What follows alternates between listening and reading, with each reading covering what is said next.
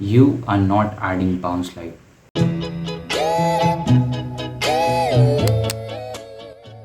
So, what is bounce light? Let's say light falls on object 1. It bounces off and falls on object 2. So, you get a little bit of color from object 1 on object 2. Now, let's see this in example. You can probably see a little bit of orange on my jawline. That's light bouncing off from this t-shirt. Now, let's see how I implement this in my artworks. There's a blue shade on the skin. It's actually bouncing off from the shirt. You see an orange shade here, here and here. Well, it's bouncing off from the table and chair. The reddish orange shade on her clothes, it's coming from any of the flowers in the environment. And you know what the best part is? That it doesn't have to be perfect.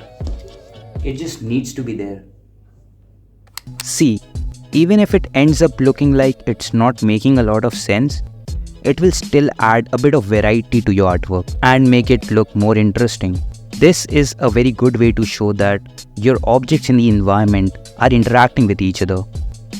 So the next time you finish your artwork, ask yourself, can I add some bounce light here?